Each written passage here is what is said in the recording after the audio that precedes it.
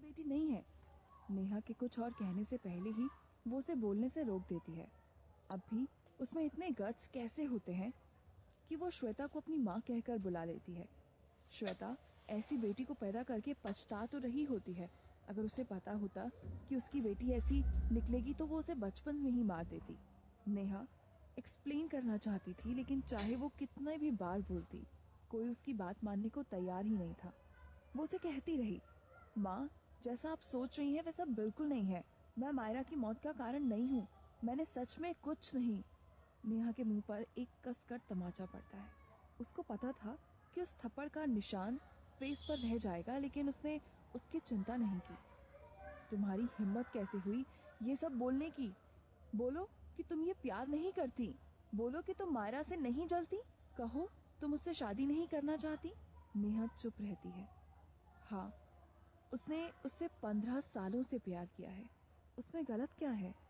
श्वेता उसे ऐसे घूर रही होती है जैसे कि वो उसकी बहुत बड़ी दुश्मन हो। वो अपना हाथ वापस नीचे करती है। नेहा अपना हाथ अपने सूजे हुए चेहरे पर रखती है। फिर उसकी आंखों में आंसू बहने लगते हैं। ये उसकी माँ थी, वो माँ जिसने उसे जन्म दिया था। माँ, नेहा फिर से पुकारती है। श्वेता ने कहा, बस बहुत हो गया। मैं तुम्हारी माँ नहीं हूँ। मेरी सिर्फ एक बेटी थी जो अब तुम्हारी वजह से नहीं रही। श्वेता इतना कहकर अपना महंगा पर्स उठाती है और वहां से जाने लगती है। वो अपनी बेटी से इतनी नाराज थी कि उसे माफ नहीं करने की कसम खा चुकी थी। जब श्वेता कमरे से बाहर निकल रही होती है तब रोती हुई आवाज में नेहा कहती है कि माँ, आपने मुझे कभी एक बेटी की तरह माना ही नहीं। आपने सिर्फ मायरा से ही प्यार किया, हमेशा उसी की देख रेख की। श्वेता एकदम से चौंक जाती है। उसे वो बात बहुत बुरी लगती है। वो शायद भूल गई थी कि मैं नेहा उसकी बायोलॉजिकल बेटी है, जिसे उसने 9 महीने अपनी कोख में रखा था। वो उसका खुद का खून थी। उसने शर्मिंदगी में कमरे का गेट खोला और बाहर चली गई। रीति कमरे से वापस आती है। अपना हाथ नेहा के कंधे पर रखकर कहती है, नेहा, क्या तुम ठीक हो? नेहा अपना पाउडर पफ उठाती है और अपने फेस पर लगाना शुरू कर देती है। उसका मेकअप फिर से खराब हो चुका है। भले कितना ही पाउडर वो अपने मुंह पे लगा रही थी, लेकिन उसकी कुरूपता नहीं छुप पा रही थी। अपने फैमिली में सबसे बुरी दिखने वाली शायद वो ही थी।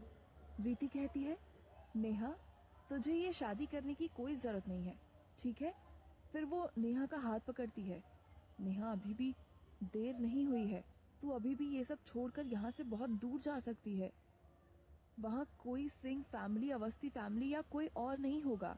ये प्यार जो कि तुझे तेरी जिंदगी जीने से रोक रहा है, अगर नहीं रहेगा तो तू खुलकर जी पाएगी। नेहा अपने हाथ की तरफ देखती है। उसकी रिंग फिंगर अभी खाली होती है, लेकिन बहुत जल्द उसमें एक अंगूठी आने वाली थी। वो अपना सर हिलाते हुए कहती है, आई कांट। नेहा अजीब मुस्कान के साथ अपनी सबसे अच्छी दोस्त की आंखों में देखकर कहती है, रीति, तुझे पता है, मेरे पास जो भी है उसको एक चांस देना चाहती हूँ, बस एक बार। अगर मैं अभी पीछे हट गई तो मुझे दूसरा मौका नहीं मिलेगा। अगर वो मौका मेरे लिए सही साबित नहीं होता तब भी एक चांस लेकर मैं संतुष्ट तो रहूंगी। रीति डरी हुई आवाज में कहती है कि अगर वो तेरा सब कुछ बर्बाद कर देता है, जो भी तुझ पर अब भी है तो? रीति सोच रही थी, न जाने क्यों उसकी दोस्त बात की गहराई को नहीं समझ रही है। जानते हुए कि फ्यूचर में उसे कितना दर्द सहना पड़ेगा, तब भी ये सब वो क्यों कर रही थी? इससे अच्छा तो वो मर ही जाए। वो आगे आने वाले जोखिमों के लिए इतना फुलिश कैसे हो सकती है? नेहा अपने चेस्ट पर हाथ रखती है। वहां जो चीजें बहुत साल पहले थी वो नहीं होती, लेकिन अंदर ही अंदर उसके पास कई यादें दफन होती हैं, जिसके बारे में किसी को नहीं पता था, किसी को भी नहीं। रीति मेकअप किट उठाती है। वो प्यार से नेहा के फेस पर पाउडर लगाती है, जिससे उसके फेस पर स्माइल आती है। हालांकि उसकी आंखों में वो अभी खोई खोई सी दिख रही थी। अगर वो पेंडेंट अभी भी नेहा के पास होता तो क्या चीजें अलग होती? क्या वो उसकी जिंदगी बदल देता? अगर वो वहां भी कई इफ्स और बट्स थे। वो अपनी आंखें बंद कर कर जब उसका 5वां जन्मदिन था उस वक्त को याद करने लगती है। उस समय वो 5 साल की थी और मायरा 4 साल की। मायरा नेहा के गले में पहनी हुई चीज को देखकर राजकुमारियों के अंदाज में पूछती है, दीदी, तुम्हारे गले में ये क्या है? क्या मैं ये ले सकती हूँ? उसने इतनी खूबसूरत दिखने वाली चीज पहले कभी नहीं देखी होती थी। जो गुड़िया नेहा ऑलरेडी पकड़े हुए होती है, मायरा उसकी तरफ पॉइंट करते हुए कहती है, दीदी क्या मैं उसके बदले अपनी डॉल आपसे एक्सचेंज कर सकती हूँ? नेहा उससे असहमत होकर अपना सर हिलाती है और उस गुड़िया को नीचे रख देती है। वो अपने हाथ से एम्यूलेट को पकड़ लेती है। डॉल के बिना तो वो रह सकती है, लेकिन उस एम्यूलेट के बिना नहीं। फिर भले ही उसकी छोटी बहन अपनी माँ से उसकी कितनी ही मार क्यों न खिलवाए, मायरा हमेशा से ही हुक्म चलाने वालों में से होती है। वो बोलती है कि दीदी ये मुझे दे दो। कहती कहती नेहा के पास आ जाती है। नेहा पीछे हटती चली जा रही थी, जिससे मायरा उसका एम्यूलेट न छीन पाए। श्वेता मायरा को ढूंढते हुए आती है। मायरा जब श्वेता को देखती है तो जोरों से चिल्लाना शुरू कर देती है, मम्मा मुझे वो चाहिए जो दीदी के गले में लटका हुआ है, लेकिन वो मुझे देने से मना कर रही हैं। श्वेता नेहा को गुस्से से घूर कर देखती है और कहती है कि नेहा ये तुम चुपचाप मायरा को दे दो, आज उसका बर्थडे है। मुझे समझ नहीं आता तुम इतनी बदतमीज कैसे हो सकती हो, इतनी सी चीज अपनी छोटी बहन को नहीं दे सकती। नेहा चुप खड़ी रहकर उनकी बात से इनकार करती है और अपने पेंडेंट को और कस कर पकड़ लेती है। श्वेता अपना हाथ आगे बढ़ाते हुए कहती है, ये मुझे दे दो। मायरा उसकी गोदी में रोती चिल्लाती हुई बोलती है, मम्मी मुझे ये चाहिए, मुझे यही चाहिए। श्वेता अपना हाथ और आगे बढ़ाती है और कहती है, ये मुझे दो, मैंने कहा दो मुझे। नेहा एक कदम और पीछे चली जाती है। वो उसे देने से मना कर देती है। नेहा कहती है, मम्मी सिर्फ एक यही चीज है जो मेरे पास है, प्लीज प्लीज मुझे इससे मत लो, प्लीज। श्वेता एकदम चिल्लाती है और कहती है, बस। वो आगे बढ़कर एक हाथ से नेहा को पकड़ती है और दूसरे हाथ से उसके गले से वो एम्यूलेट निकाल लेती है। नेहा बोली, मम्मी। नेहा का वो एम्यूलेट अब मायरा के पास होता है और उसकी माँ मायरा को लेकर अब वहाँ से चली जाती है। वो बहुत ही उदास हो जाती है। उस फटी हुई डॉल को ज़मीन से उठाकर अपने पास लाती है। अपने में ही रोते रोते बोलती है, मम्मी नेहू बहुत दुखी है। लेकिन वहाँ उसकी बात सुनने वाला कोई भी नहीं होता। नेहा, नेहा क्या हुआ, बोल। एकदम से रीति की आवाज़ सुनकर नेहा अपनी आंखें खोलती है। वो कहती है, सॉरी रीति, मुझे कुछ बातें याद आ गई थी। उसकी आंखें उस समय बहुत नम होती हैं। क्या याद आया तुझे? रीति को पाउडर पफ चेंज करना पड़ता है। नेहा फिर से बहुत रोने लगती है और उसके आंसू बंद कराने का कोई तरीका नहीं होता। अपनी दोस्त को नज़रअंदाज करते हुए वो कहती है, कुछ नहीं, बस कुछ बचपन की चीज़ें याद आ गई। वो शीशे में अपने आप को देखकर सोचती है कि शायद वो अब तक की सबसे बुरी दिखने वाली दुल्हन होगी। शादी की रस्में जल्दी ही शुरू होने वाली थी। उसकी शादी के बारे में सोचकर वो मुस्कुराने लगी। वो अपने मन में ये सोचकर थोड़ा मुस्कुराने लगी कि उसकी वो स्माइल बेहद ही कीमती थी, लेकिन वो हंसी ज्यादा देर तक टिकने वाली नहीं थी। उसका वेडिंग वेल उसके इम्परफेक्ट चेहरे को छुपा रहा था। वेल से सब कुछ छुप गया था, उसकी एम्बेरसमेंट, उसका दुख और उसका प्यार भी। प्रीति दरवाजा खोलकर कहती है, चलो चले। होने वाली ब्राइड, वेडिंग मार्च बजना शुरू होता है। ये शादी उनमें से नहीं थी जिसके होने का सब बेसब्री से इंतजार कर रहे थे, लेकिन आखिरकार थी तो वो एक शादी ही।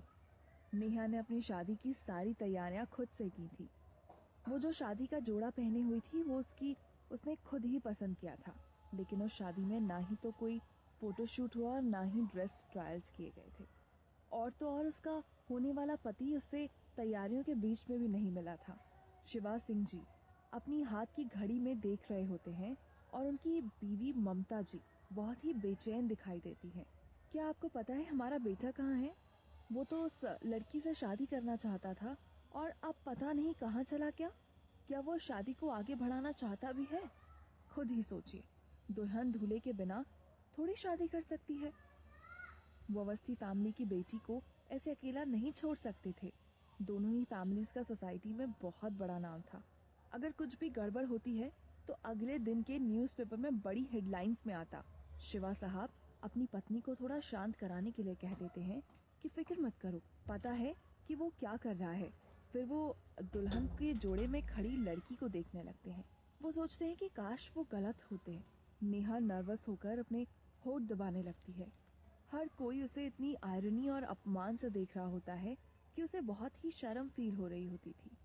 वो बिना अपने दूल्हे के एंटर के पास खड़ी हुई थी। उसे बहुत अकेला महसूस हो रहा था।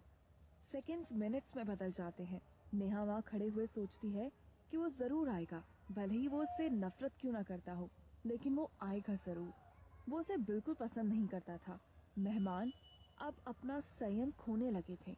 एक आदमी ब्लैक सूट पहना जेब में हाथ डालते हुए अंदर आता है। उसका स्टाइलिश सूट उस पर बहुत जच रहा था। उसके चलने का तरीका काबिले तारीफ था। वो एकदम फॉर्मल दिखाई दे रहा था। उसका लुक मॉडल था और बड़ी बड़ी आंखें थीं और उसका नोज ब्रिज बहुत शार्प था। इसके बावजूद उसके होठों को देखकर ये लगता था कि वो अंदर से काफी कठोर है। ये आदमी ज्यादा हंसता नहीं था। उसकी निगाहें अपनी होने वाली पत्नी नेहा पर जाती हैं। वो उसे ऐसे देखता है जैसे कि वो उसे खून के प्यासे की तरह देख रहा हो। शिवा साहब अपने बेटे को देखकर राहत की सांस लेते हैं।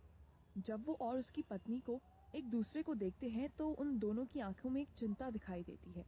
उन्हें ये डर था कि उनका बेटा कुछ उल्टा सीधा ना कर दे, क्योंकि कब गुस्से में आ जाए उन्हें भी कुछ पता नहीं था। लंबी टांगे होने की वजह से वो नेहा के पास जल्दी पहुंच जाता है। नेहा उसके कंधे तक ही आती थी। नेहा का हाथ पकड़ने से पहले अपना सर नीचे करके उसको देखता है। नेहा को उसकी कलाई में दर्द सा फील होना शुरू होता है और उसकी उंगलियां कांपने लगती हैं। वो आदमी नेहा को प्रोफाउंड लुक देता है तो उसकी बॉडी ठंडी पड़ जाती है। उसको सच में उससे नफरत थी। वो नेहा से कहता है, मेरे होने वाली बीबी आओ। उसकी आवाज़ में ऐसा बिल्कुल नहीं लगता कि उसे शादी की कोई भी खुशी थी। वो नेहा को अपने साथ खींचते हुए आगे ले जाता है। जब नेहा अपने हाथ को देखती है तब उसे पता चलता है कि उसकी उंगलियों पर निशान पड़ गए थे। वो निशान जोरों से पकड़ने की वजह से पड़े थे। वो अपने होठों को बंद करती है जिससे उसके मुंह में दर्द की वजह से आह करने की भी आवाज़ न निकले। वो अपने हील्स में रेड कार्पेट पर चल रही होती है। चलते चलते उसका पैर मुड़ जाता है। उसका बैलेंस बिगड़ने की वजह से वो मुंह के बल गिर जाती है। उसी समय वो उसका हाथ छोड़ देता है, जिसकी वजह से वो गिर तो जाती है। गिरने की जोर से आवाज़ भी आती है। उसकी गाउन गिरने की वजह से उठ जाती है, जिससे उसकी लंबी टांगे और अंदर के कपड़े दिखने लगते हैं। फोटोग्राफर ये सब देखकर उसकी फ़ोटो लेने की कोशिश करते हैं। नेहा को बहुत ही ज़्यादा शर्म आती है। वो जल्दी से अपने गाउन को नीचे भी करती है। उसकी कोई मदद नहीं करता। वो सिर्फ उसको शर्मिंदा होते हुए देखता रहता है। इस कहानी में आगे क्या होता है सुनेंगे अगले एपिसोड में।